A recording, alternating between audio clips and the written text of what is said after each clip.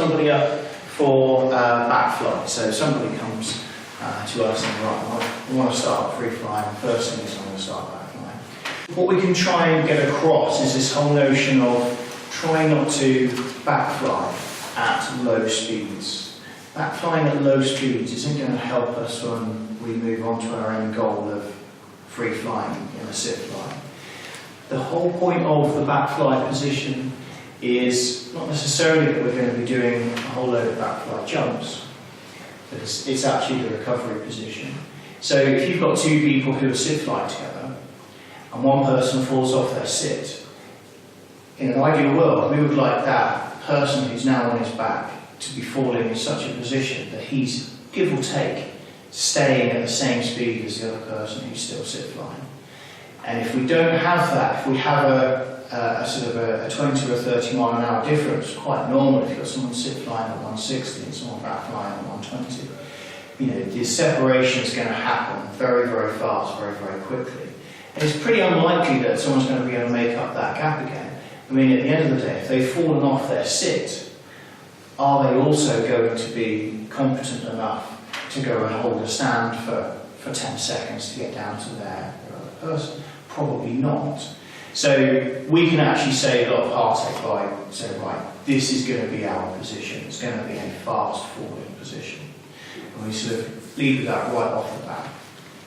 So those of you who've done a bit of work with me in the tunnel, you'll be familiar with these stupid diagrams with the backfly stuff. So what we're trying to do is we're trying to create something that's going to be in balance and uniform. If it's not in balance and it's not uniform, then the guy's going to be going forwards or backwards, and that's not a big deal particularly. Because he's probably not going to be going forwards or backwards massive amount. In the tunnel you notice it because you've only got 14 foot. We're trying to create this balanced position. So roughly speaking, the arms are doing the same as the legs. And if they're not doing the same as the legs, then something weird's going to be going on. If you had more input from this end of our body, so let's say instead of our man looking like that, our man sort of looked more like this with his arms. So he's basically digging his arms in more than he is his legs. What's actually going to happen is that's going to pitch his body up, and that's going to drive him in that direction. At the same time, if we had it where we've got a guy who's got too much going on with the legs, alright, that's going to lift up that end of his body and pitch him towards his head. So being in balance and seeing what's going on with all of this is quite important. Can I have a volunteer? Alright, so get into a backfly position. What I want us to do is we're going to start off textbook as perfectly as we can. So I want us to try and imagine, as you're looking at this shape on the side now, trying to duplicate something like this. So I would say, Don, that you're probably pushing your elbows into the wind a little bit too much. See how your hands are coming in together like this? If you've got your hands out there, I've now got something in this quadrant, this quadrant, this quadrant, and this quadrant. It's going to be a lot more steady than if I've got anything closed in together. Bring your elbows in a bit more, try and push your hands out. Okay, now push your hands back a tad. So now, you can roughly see that this and this is doing the same thing. This angle here, kind of doing the same thing. That's not very comfortable, is it? Right. Just have a quick look around. Look at your feet. They're above your knees. You can see both elbows, can't you? You can see both hands. Alright. Alright, so what we're going to do now is we're going to get into the same position. I want you to do a system check. So the system check is, can I see both hands above me? Can I see both elbows? Can I see my feet above my knees? If the answer to any of those questions is no, chances are we're probably in something that's a little bit weird. That's probably not going to give us a particularly good flying position. So go into a nice position now. Alright. So system check, probably can't see your elbows very well. They're not doing the same as your legs anyway. Get your hands out in those quadrants. Okay. And the feet do a pretty good job. Cool.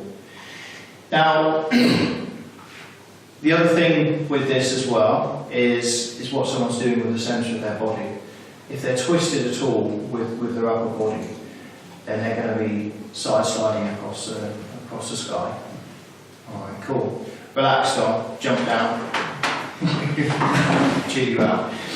So you can get somebody to lie on the floor and say, okay, get into a really good body position and get them to adopt this position and then say to them, right, okay, now do a system check.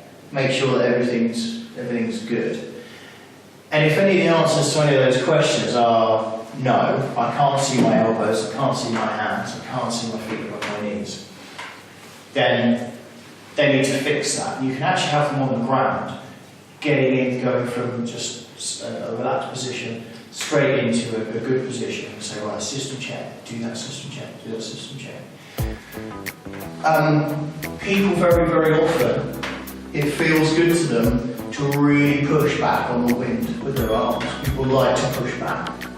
And just like that diagram there, the guy's going to lift up this end of that body and he's going to be pushed forwards. He's also going to feel like he's kind of being controlled by the upper body, and there's going to be sort of lots of wavering and rocking as well. It's just not in balance. So that's our core sort of position. Now there's a whole host of movements you can do on your back. I would suggest for skydiving we're really looking to do one thing only, which is control spins. That's it. We also need the ability, which should get on your AFF, to get from our back onto our belly. So that side of it shouldn't be that difficult. However, if you are coaching somebody and they're now actively going to do a backfly jump, it would definitely be a good idea to kind of go over. So if you're on your back, how do you get onto your belly again? So that when it comes time to break off and finish a skydive, they actually at least do know how to get back on their belly. Otherwise it's going to be a bit embarrassing. They're going to go, yeah, I had to deploy on my back, because I didn't really know how to do that. You didn't tell me either. So, alright, well, I thought you would have known that from before. It takes a few seconds just to sort of come up with a nice system for that. So, all we're really doing on those backfly jumps is controlling the turns, controlling yourself. What I tend to say to people in the tunnel and anywhere else is, if we try and keep this simple, there's a lot of ways of doing a turn on your back.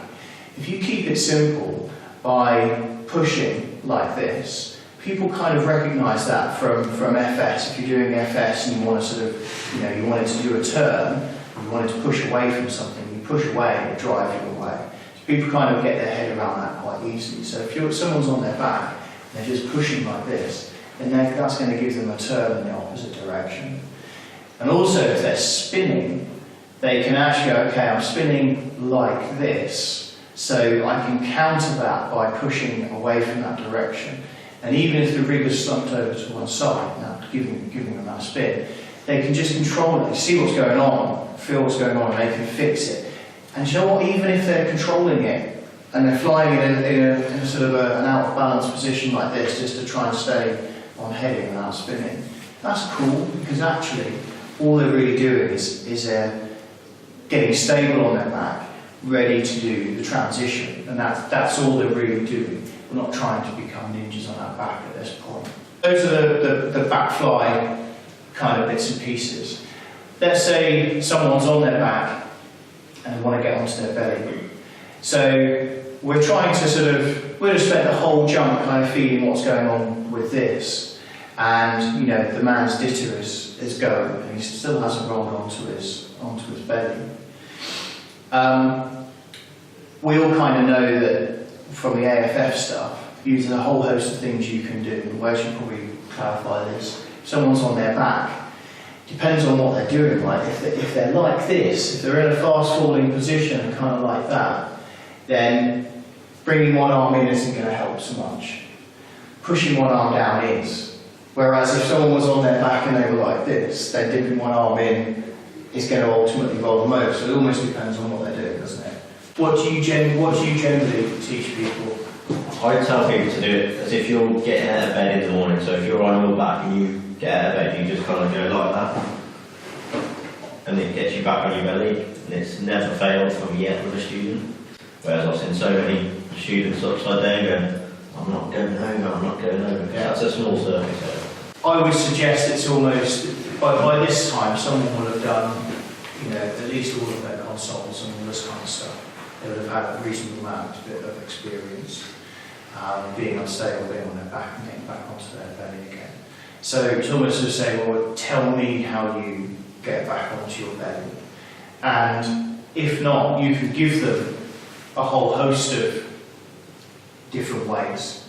And maybe just sort of say, just pretend you're getting out of bed in the morning. It's probably just going to cover everything, just be done with it, not sort of analyse it too much. So prerequisites for this. To do Freefly at all, you need to have an A licence. You need to also have done at least a coach jump with a coach, FS coach, that's going to demonstrate your basic controls, your turns, your forwards and backwards, your level control and your side slides. So someone can't come to you off the back of AFF and say, I want to start to Freefly, because they need to actually have that signed off in the logbook. They can do those manoeuvres first. They don't actually have to have their FS1. You also, as well, if you're an FF1 or FF2 qualified jumper, you could take somebody on a jump, but it's down to the CCI to sort of recommend you that you have the skills and the ability to do that. That said, I think that's one of those sort of scenarios where people get put in this position of can you take me on this jump, and it's like, well, yes, no, and you've got to ask yourself, do you really want to have the responsibility of, let's say, worst case scenario, guy says, yeah, the CCI says, sure, you're not a coach, but I know that you're competent free flyer. You still need to teach all this stuff as if you were the coach. You still have to have all that knowledge that you're going to impart on that person. Imagine how you'd feel if you did a jump with somebody, didn't go well, it all went wrong. How you would feel unqualified. Yeah, we did this jump together, but it all went wrong. That's roughly speaking your backfly stuff. All of this can be